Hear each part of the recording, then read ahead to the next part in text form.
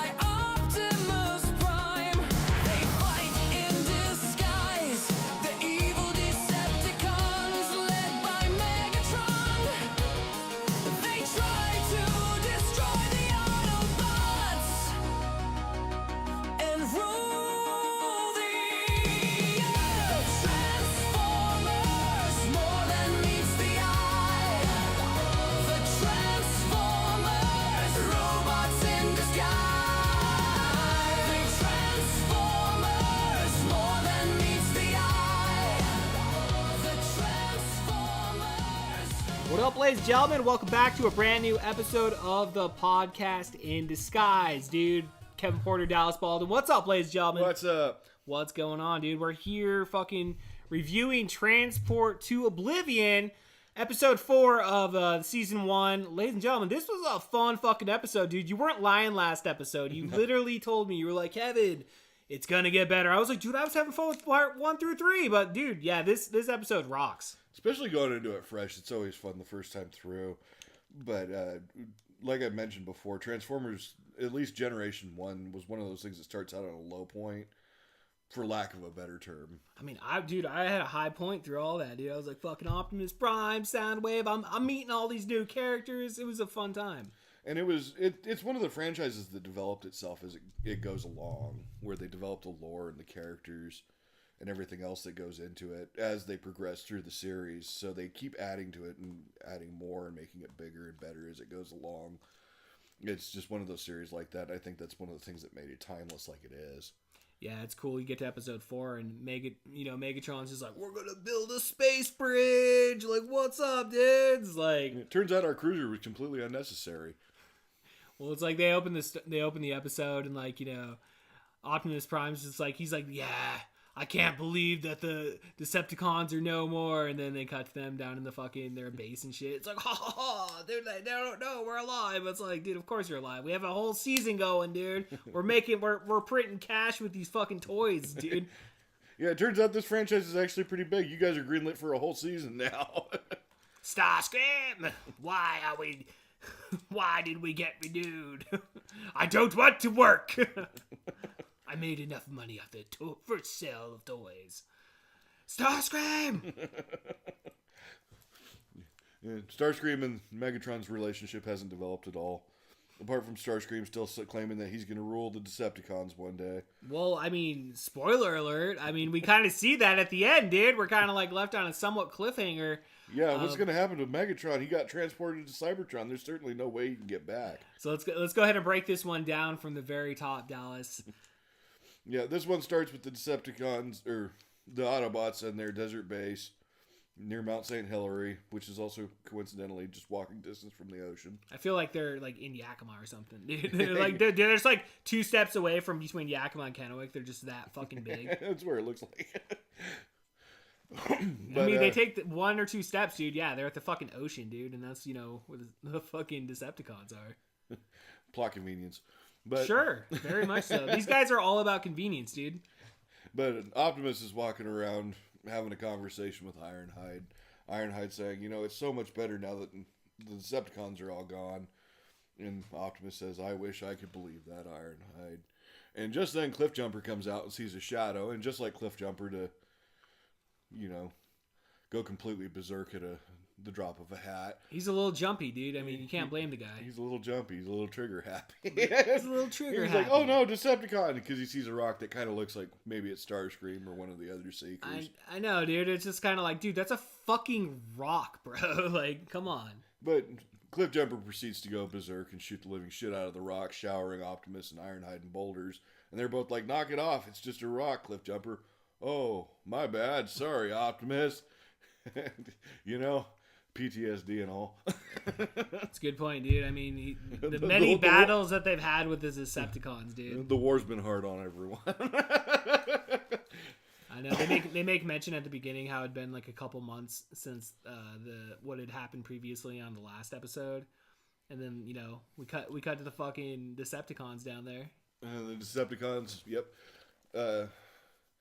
Shockwave decides to reach out after 4 million years of running Cybertron by himself. Shockwave reaches out and says, "Megatron, are you still out there somewhere?" And of course, Megatron picks right up and says, "Hey, Shockwave." Yeah. Where you been, buddy? Yeah, Shockwave, guardian of Cybertron. Oh, Megatron, ruler of Cybertron, and future ruler of the universe. Which I don't think Shockwave had previously been coached on, but whatever. It's true. I don't think so either. He decides that he's going to tell Shockwave all about his new genius idea to transport Energon cubes to Cybertron by using a space bridge. You know, the thing they had all this time that they didn't need to build a space cruiser for. But, he just had that in his back pocket. He's like, oh, yeah. Well, it kind of like, yeah, because you're thinking like the whole point of them is like, okay, we got to get back to Cybertron. And I said this during the episode where it was like, if like the goal of the fucking Autobots and Decepticons is to get back to Cybertron, why don't they just work together to get back? And they, like you said, Decepticons already had the bridge in their back pocket. Mm-hmm. So I don't know, dude. I mean, like obviously they had to extend the season out, so whatever. The Decepticons' goal is to pretty much get back to Cybertron, but at least bring enough energy where they can continue to live there without the energy crisis that Cybertron's undergoing. Because you can see in the beginning of the episode that Shockwave is pretty lethargic and is running out of energy and probably siphoning it from wherever he can. Yeah. However, those buildings always seem to have lights on. He's having to suck a lot of dick to get that energy. Hey, there's more than one way to siphon energon. The dude don't even have a mouth. Just makes noise. He's just a little blinking light bulb in a box on top of his neck. Sure, dude. But the Autobots want to get back to Cybertron, but they want to be able to resurrect Cybertron. Bring it back to its glory days? Yeah, and essentially, Cybertron is a living being, much like them. It's Primus. Kind of like the alternative Unicron, God, Satan, all that. But it always goes back to the Bible, dude. Yeah. Good versus evil, guys. The original story. Good versus evil, yin and yang, of course. The matrix of leadership that Optimus Prime carries is the living spark of Cybertron. Hell yeah. And that's a big, long conversation going back millions and millions of years before Optimus or any of this. But essentially, the Autobots want to return to Cybertron, at which time where they can resurrect Cybertron and it'll begin producing energy on its own, where they don't have to take it from anyone else. Because it's very noble of them. That's why they're the good guys. That's the true. Decepticons are like, just fuck it, we'll just rob these people. They're just holding up a mini mart. They're like, give us your energy! Give us your energy! Which is pretty much what they did, because they launched their first attack by taking out the power grid station for an entire city, draining everything. The Autobots find out that the Decepticons are actually back. Surprise, surprise. Surprise, surprise. Optimus Prime. Optimus gets a small battle group together and goes to try to liberate this generator plant, in which case he gets shot in the shoulder. Ironhide gets fucked up. And a bunch of chaos ensues. Starscream calls Megatron out, and Megatron tells him he's an idiot. Starscream! You fucking... Starscream, you That'd be so great if that was actual dialogue. It's like, we just gotta make our own fan cuts, dude. We would have already succeeded if you went such a Starscream, I'm gonna go take a shit. Don't disturb me when I'm in the commode. Starscream, come wipe my butt. You couldn't even do that right. You can't even wipe my butt right. Starscream! Yeah, so... He gets it all the time, dude. Starscream takes a lot of shit. He really does, dude. He really does. Poor Starscream. But where'd they go from there? Oh yeah, they get the energy that they steal from this generator plant, and they bring it to their space bridge that they've had this whole time. Whole time. It disappears and it comes back in certain locations, which I guess is a plot point to make it somewhat elusive. Sure. But they're like, well, we got to make sure that this works. So we got a little transport car. We're going to send it through the space bridge, and Shockwave should see it on the other side. But it turns out it requires a little bit of skill because someone actually has to steer it through the space bridge, or it goes off into Oblivion. Hence the name of the episode, Transport to Oblivion. So they're like, well, who are we going to send through it? And Rumble doesn't want to do it. Reflector don't want to do it. Starscream's certainly not going to do it. And just then they find Spike and Bumblebee spying on him. And they're like, we've just found our volunteers. There you go. They lock him up, throw him in the little transport car, and said, you're going to want to steer towards that point of light, because if you don't, you're going to, die. Well, then, they tried to escape, and then fucking Bumblebee got away. Yeah, Bumblebee. Dude, totally threw Spike under the bus, dude. Bumblebee totally has a Blue Falcon moment where he's like, oh, change, transform. Oh, yeah, I'm a transformer. I can transform. And he turns into a Volkswagen Beetle and blows his way through the glass. And Spike, talk about athletics, but Spike's keeping pace with Bumblebee while he's just speeding balls out down this dry riverbed. They had to have been running at least 60 miles an hour. I mean... Well, Spike don't fuck around, dude. He doesn't have the state championship for nothing. Eat that, Usain Bolt. Eat that. Fucking Spike from Transformers, motherfucker. But at that point, Ravage shows up and cuts him off from Bumblebee, and Bumblebee's like, oh, snap. Well, that's not good. And sorry, dude. And Spike's like, leave without me. Leave me. The usual hero's like, I'll never leave you. I'm going to save you. Bumblebee's like, yeah, I'll go get the others. And speeds right away. Yeah. With friends like these. I know, dude. Fucking Bumblebee just, was a little bitch right there. He just totally lost his fucking mind. And then he doesn't even end up getting all the way back. He gets fucking caught by fucking Starscream. And then fucking Megatron just shows up. Even though Starscream did a good job, he's like, you fool. You fool, I can never trust you. And why did you follow us, Megatron? Because I could never trust you. I had this handled. Starscream, and for once, Starscream actually did have things handled. He really did. And Megatron just showed up and totally, micromanaged him. Don't you hate those bosses, dude? Yeah. You're like, I was literally doing the job that you told me to do. You had no point in coming over here and double checking. It's like, here's Bumblebee, fucking asshole. Fucking just walks away. He's like, fuck you, Megatron. And Megatron has a brilliant idea. He's going to alter Bumblebee's memory and send him back to the Autobots. So the Bumblebee gets back and says, oh, the Spike and the space bridge, they're in a cave about 90 miles away from here. We got to go rescue him. So the Autobots all run off for this cave. And Megatron's like, yeah, psych, no, we did this on purpose. It's a trap. Again. Well, it's funny because before they went in the cave and everybody's like, are you sure, Bumblebee? And the one dude at the end was all like, fucking, no, Bumblebee never lies. I'm like, dude, famous last words. Yeah, Bumblebee'd never leave a fallen comrade or anything like that. He's a nice guy, dude. I mean, fucking, he was the star of the Michael Bay films. I mean, seriously, dude. What do you mean? I don't know, dude. Yeah, but those fights were fucking badass, dude. Especially on this episode. I had so much fun. Especially in that when they went inside the cave and shit. Yeah, the fight in the cave was pretty cool. Yeah, dude. Because it kind of left them on the cliffhanger again. It was like, what's gonna happen? And then just Starscream was all fucking... Or yeah, Megatron got the call from fucking Soundwave, right? Shockwave. I'm learning things, ladies and gentlemen. Be nice in the comments. But yeah, Shockwave fucking... he's like, the fucking... the shit's ready in 4 fucking minutes or whatever. And he's like, we are leaving. And he's like, we must retreat. Starscream's all fucking, but never retreat. And fucking... He's blasts us out. And I'm just thinking if they could have just blasted themselves out. And then they're like, oh, but they're gonna fucking... Autobots are gonna follow us. And then he's like, not today. And they just create more fucking boulders. And I'm just like... Just shoot through it, dude. The plot points on it. It's clearly this is a children's show. Which the Autobots immediately do. Exactly. But they had to use 3 of them together. Starscream just blew it out by himself. The argument could actually be made that the Decepticons' weaponry is way more powerful. True. Which is probably why... I mean, this is all headcanon, of course. Not discussed anywhere or really ever detailed out. But that's kind of what I just figured watching it now as a kid. Yeah. I mean, Megatron, his arm cannon is literally powered by the energy of a black hole.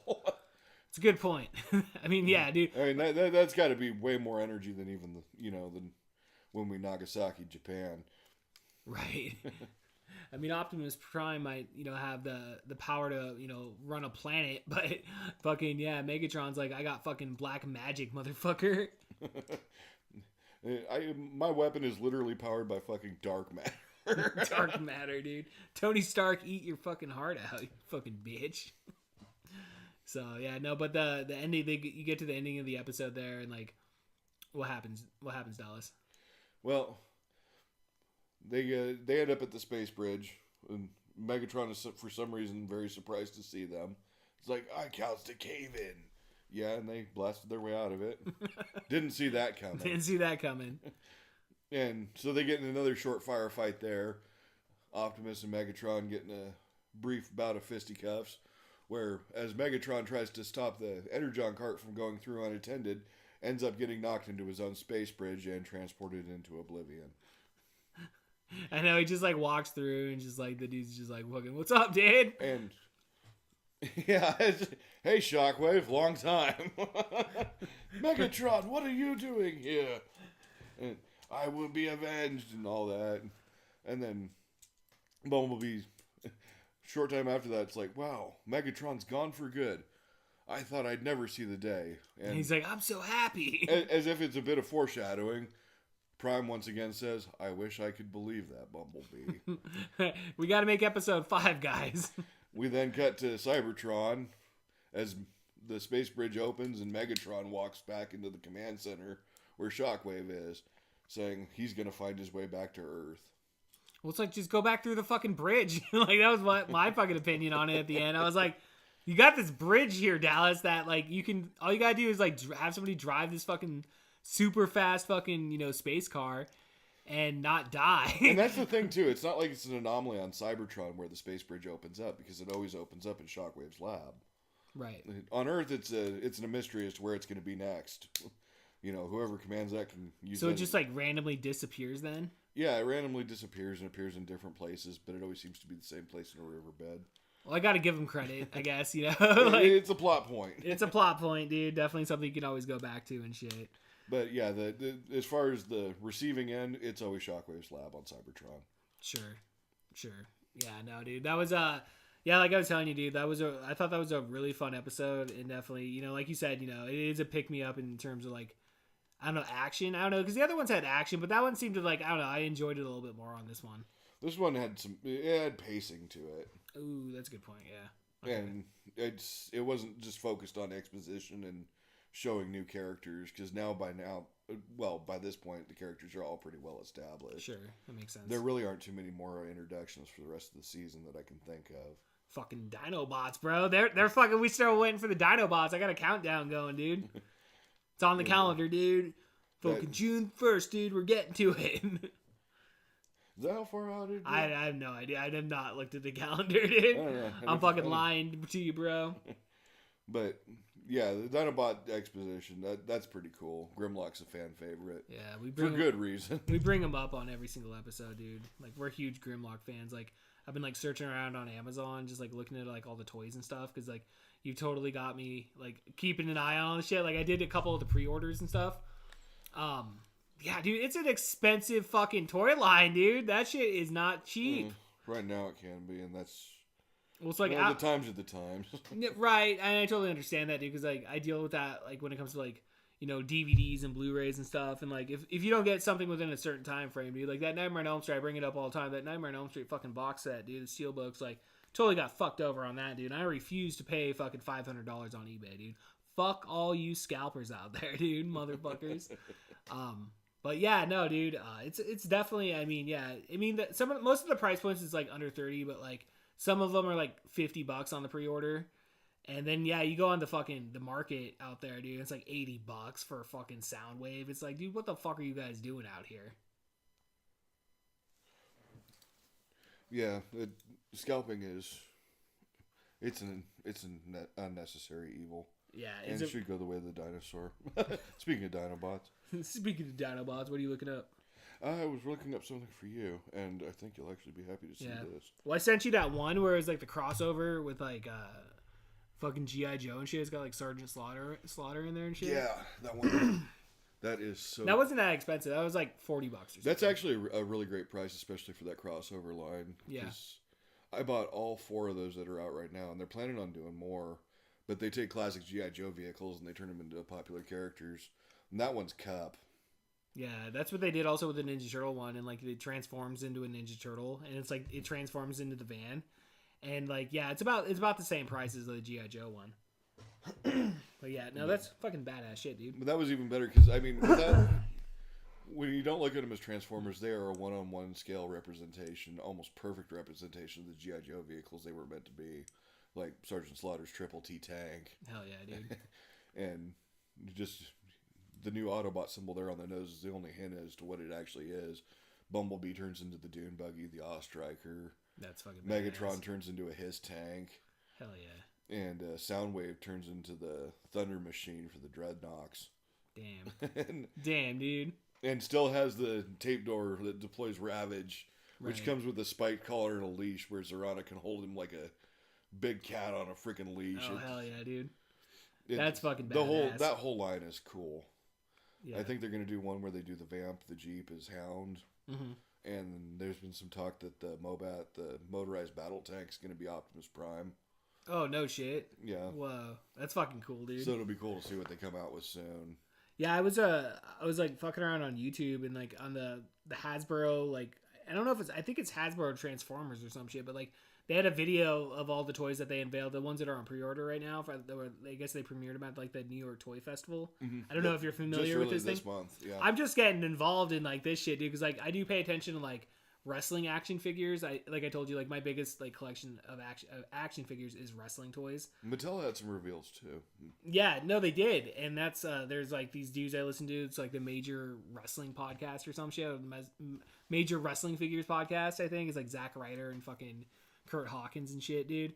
And they just talk nothing about like all about like pro wrestling toys, like new and old and all that stuff, dude. So like I was already like aware of the New York. Now the Transformers gets thrown in there. It's like, oh shit, dude. I'm a fan, dude. I think I'm gonna stop collecting DVDs. I'm just gonna start collecting toys. I'm gonna fill this fucking room up, dude. You might have every movie ever made, actually. I think I might be done. Yeah, I need to get patched into Christ and we're finished, dude. That's it. So, all right, Dallas. That's where we're gonna end the fucking podcast in disguise, dude. Final thoughts. Transport to Oblivion. Transport to Oblivion's a 5 out of 5 stars. It's a great episode, and it really shows that this. Past its pilot episode, they didn't run out of ideas. In fact, they're just coming up with all new ones and new ways to show what these characters can do and create stories for them where it doesn't become stagnant or anything like that. And as more characters get introduced, the series picks up even more and gets more interesting and more expansive.